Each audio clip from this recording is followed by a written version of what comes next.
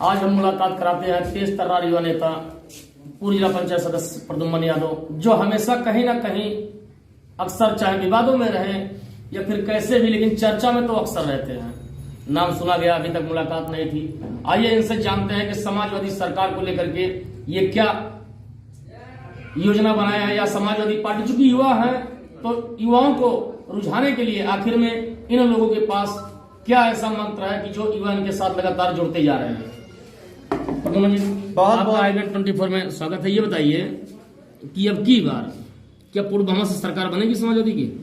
सर्वप्रथम मैं धन्यवाद देना चाहता हूं श्री अरविंद जी, आप हमारे यूथ की आवाज को कवरेज करने यहाँ विधानसभा कटहरी में आए। सर्वप्रथम तो मैं ये बता दूं कि आज पूरा उत्तर प्रदेश समाजवादी पार्टी के जननायक, लोकतंत्र के महानायक श्री अखिलेश यादव जी के नेतृत्व में रोडों पे आ चुका है, और मैं दावे के साथ से कह सकता हूं कि उत्तर प्रदेश में प्रचंड बहुमत से श्री अखिलेश यादव जी सरकार बनाने जा रहे हैं। कटहरी का क्या हाल है? देखिए, कटहरी में चूंकि ऐसा है, अभी विपक्ष ये आरोप लगा रहा है कि माननीय मंत्री जी लगातार कुछ सालों से नहीं, काफी समय से, करीब 35 साल से लगातार यादव का उत्पीड़न करते रहे। क्या यादव समाज इनसे जुड़ेगा?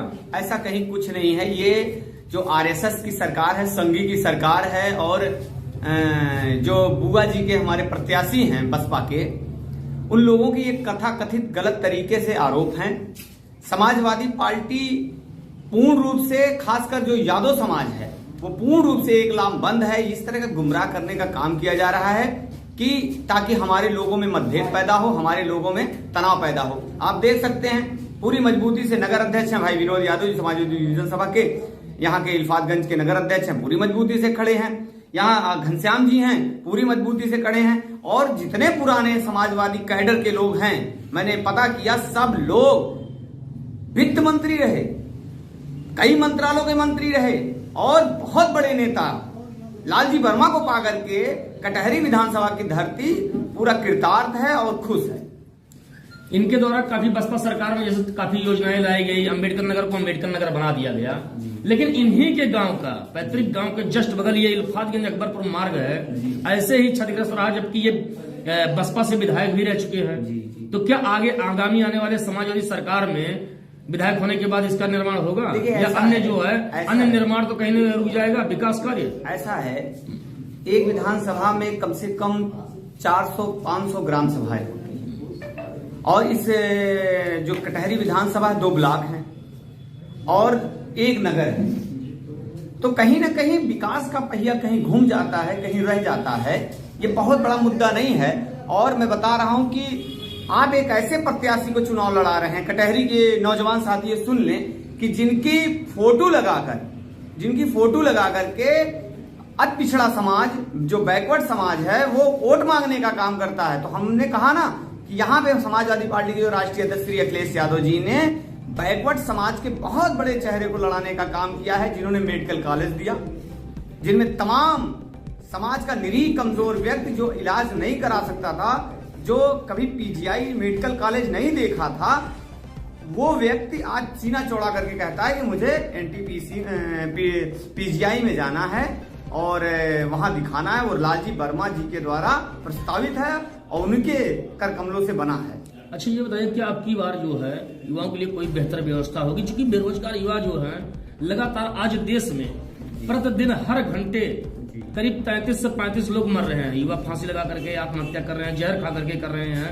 तो क्या अब की बार उत्तर प्रदेश में युवाओं की रूपरेखा बदलेगी कि नहीं बदलेगी? देखिए, घोषणा पत्र है आपके सामने है। घोषणा पत्र किसी भी प्रत्याशी के लिए उसका शपथ पत्र होता है, और हमारे नेता बीजेपी ने भी तो शपथ पत्र लिया था। देखिए, वो आरएसएस की सरकार है, वो संघी सरकार है। जब महात्मा गांधी जी के हत्यारे नाथूराम गोडसे को सेवा भक्त बना सकती है, देशभक्त बना सकती है, तो उसकी हम बात ही नहीं करेंगे। और भाजपा की बात करते हैं, नरेंद्र मोदी जी के कैबिनेट में रक्षा मंत्री ताड़ी पार अमित शाह जी कहते हैं कि 12वीं की परीक्षा पास करोगे, इंटर में एडमिशन करा लोगे तो लैपटॉप देंगे। तो हम उनकी बात नहीं कर पाएंगे। बिल्डोजर की बात करने वालों की हम बात नहीं कर पाएंगे। नहीं, अभी तो एक वीडियो वायरल हुआ जिसमें मुख्यमंत्री ने कहा कि बुलडोजर जो कि देखिए खड़ा है, तैयार है, तो अब की बार योगी सरकार आएगी तो कहीं वापस आ जाती है, तो क्या अन्य लोगों पर ही बुलडोजर देखिए चलेगा? ऐसा है, आज का जो यूथ है वो एकदम लामबंद है संविधान बचाने के लिए, यानी कि सरकार नहीं आएगी। भारतीय जनता पार्टी पूर्ण रूप से जा रही है। और इसका कारण जाने का कि जो हमारे नेता श्री अखिलेश यादव जी हैं, उन्होंने महिलाओं के लिए 33% नौकरियों में आरक्षण की व्यवस्था इसीलिए लगा दी है कि हमारी जो माताएं हैं, हमारी बहनें हैं, उनके अंदर ज्योतिराव फूले की पत्नी सावित्रीबाई की व्यवस्था का संचार हो। तो हमारा नेता, हमारे जो नेता श्री अखिलेश यादव जी हैं, वो पूर्णतः एक लामबंद है युवाओं को एक लामबंद करने के लिए। और बता दें कि ये जो अभी आपने कहा यादव के ऊपर पीड़न हुआ है, ये सही कहीं ऐसा कहीं कुछ नहीं है। हमारे जो नेता हैं उन्होंने एक नारा दिया है कि उत्तर प्रदेश में अब की बार डॉक्टर राम मनोहर लोहिया और डॉक्टर अंबेडकर की विचारधारा से सरकार बनने जा रही है। इसीलिए हमारे नेता ने बाबा साहब भीम वाहिनी का भी गठन किया है और उन्होंने पैगाम दिया है कि साइकिल के जो 2 पहिए हैं, एक अंबेडकरवाद से चलेगा, दूसरा समाजवाद से चलेगा। नहीं, आरोप विपक्ष तो आरोप ये लगा रहा है कि अभी सरकार बनी नहीं और यादव समाज सहित तमाम लोग सड़कों पर आकर के लगातार लोगों की पिटाई कर रहे हैं, गुंडागर्दी कर रहे हैं। अच्छा, ये चीज आपको सुनाई दे दी, लेकिन आपने लखीमपुर खीरी में आशीष ने जो गृह मंत्री, अच्छा वो क्या नाम है, कानून मंत्री का लड़का आशीष किसानों पे रौंद देता है गाड़ी चलाकर, वो चीज लोगों को नहीं दिखाई दी। नहीं तो और सुनिए, जब हमारा किसान भाई सड़कों पे आंदोलन करने के उतरे तो उनके रास्तों में आपने देखा होगा उस समय रोडों पे, हाईवे पे कीलियां गाड़ दी गई थी, तो वो चीज लोगों को नहीं दिखाई। 700 किसान मार दिए गए। यानी कि ये मानते हैं कि समाजवादी अभी सरकार नहीं बनी तो गुंडागर्दी चालू हो गई है। नहीं, ये आपने कहा भी, जैसे कहा कि कीले गाड़ दी गई, अगली सरकार के गुण में का आप बता रहे हैं, लेकिन अपनी सरकार बारे में बता रहे हैं जो युवाओं के द्वारा। देखिए, हमारे जो नेता श्री अखिलेश यादव जी हैं वो लैपटॉप की बात करेंगे युवाओं के। हमारे जो नेता श्री अखिलेश यादव जी हैं वो स्कॉलरशिप की बात करेंगे। हमारे जो नेता श्री अखिलेश यादव जी हैं वो गन्ना के किसानों की बात करेंगे। हमारे जो श्री अखिलेश यादव जी नेता हैं वो सीधे महिलाओं के उत्थान की बात करेंगे, स्वास्थ्य चिकित्सा की बात करेंगे और कानून व्यवस्था की बात करेंगे। अखिलेश यादव ने ये भी तो कहा कि गिन गिन के बदला लिया जाएगा, ये भी तो कह दिए थे। अब देखिए, ये आपका विचार है, मैंने इस तरह का कोई बयान अपने नेता का सुना ही नहीं, तो मैं इस पर कोई तर्क लगातार चल रहा है। अरे मैंने कहीं नहीं सुना। मेरा विकास कार्य होगा, देश विकास पे हम वोट मांगने आए हैं, नौजवानों की सुरक्षा पे वोट मांगने आए हैं, संविधान को बचाने के लिए। महिलाओं की सुरक्षा के बारे में क्या कहें? महिलाओं की सुरक्षा के लिए हमसे ज्यादा बेहतर हमारी सरकार से बेहतर किसने सोचा, आप बताइए। नहीं, यहाँ पर तो योगी सरकार कह रही है कि महिलाओं की सुरक्षा के लिए व्यवस्था किया गया है कि महिलाओं को छोड़ोगे तो बुलडोजर चल जाएगा। अरे तो इसी भारतीय जनता पार्टी की सरकार की महिला मंत्री ने एक बयान दिया था कि रात में थाने में महिलाएं मत जाएं। तो हमारे सरकार में तो सुरक्षित थी महिलाएं की डंके के चौक पे अपने हक हकूक के लिए थाने में जाती थी और अपने न्याय की बात करती थी।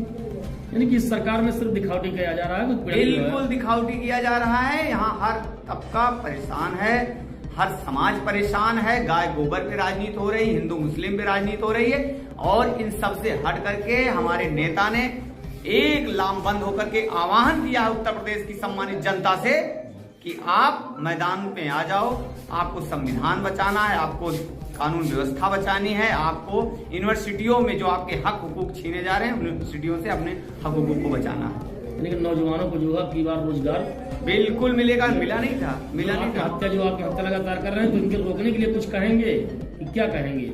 जो तमाम युवा लगातार आत्महत्या कर रहे हैं। देखिए, अभी बैंकों में ऋण को लेकर के जाते हैं अगर कोई, तो वहां पर भी कमीशन चलता है। लेकिन योगी सरकार बता रही कि हमने भ्रष्टाचार खत्म कर दिया। मैं बता दूं,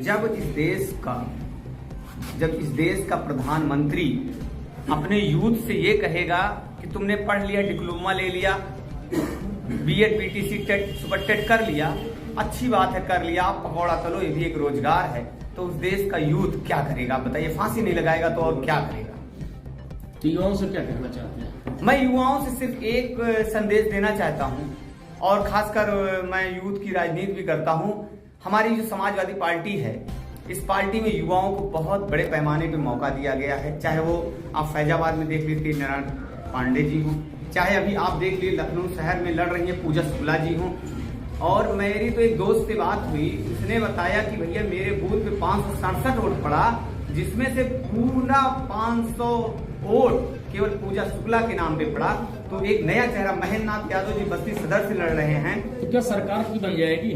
100% सरकार बनने जा रही है। ये भी तो कहा जाता है कि ईवीएम में जो है ईवीएम में घोटाला किया जाता है, अगर ईवीएम में घोटाला कर दिया जाता है सरकार बन जाएगी। ऐसा नहीं है, आरोप आप ही के द्वारा लगाया जाता है। हमारी पार्टी ने इन सब चीजों पे कभी ध्यान नहीं दिया। हमारी पार्टी ने समाज को जोड़ने का काम, समाजवाद की परिभाषा को परिभाषित करते हुए अति पिछड़ी जातियां, अल्पसंख्यक जातियों पे फोकस करने का काम किया है। हम अपनी योजनाओं पे वोट मांगते हैं, पूर्वत में क्या हुआ क्या नहीं हुआ उसके बारे में हम नहीं सोचते। इसीलिए हमारे नेता ने हमको ये जिम्मेदारी दी थी कि जनपद अंबेडकर नगर में 18 साल से लेकर के 35 साल के नौजवानों को समाजवादी और लोहिया की विचारधारा से जोड़ो, और उस काम को मैंने बाखूबी करने का काम किया। मैंने जिले में 31 की कमेटी दी, जिसमें हर समाज के लोगों की भागीदारी रही। 7 नगरों में 7 नगरों का अध्यक्षों का चुनाव किया, उनकी 21 कमेटी बनाई। 5 विधानसभा अध्यक्षों का चुनाव किया, उनमें मैंने 21 की कमेटी दी, और 9 जो ब्लॉक हैं उनमें भी मैंने 21 की कमेटी बना करके पूरा ढांचा, पूरी पाइपलाइन बिछा दिया है। और पूरी मजबूती से यूथ ब्रिगेड ही नहीं, मतलब मैं बता रहा हूं छात्र सभा, लोहिया वाहिनी और युवजन सभा, मुलायम सिंह यूथ ब्रिगेड की पूरी टीम पूरी निष्ठा ईमानदारी से कैंपिंग कर रही है समाजवादी पार्टी के प्रत्याशी श्री अखिलेश यादव जी के लिए, पूरी मजबूती से वोट मांगने का काम कर रही है।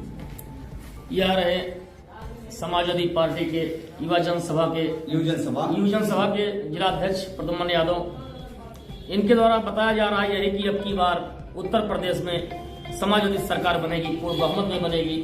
यानी कि ईवीएम को लेकर के इन्होंने कुछ नहीं कहा कि इतना वोट पड़ जाएगा कि अब की ईवीएम भी हैक करना मुश्किल हो जाएगा। मैं अरविंद यादव, IBN 24 अम्बेडकर।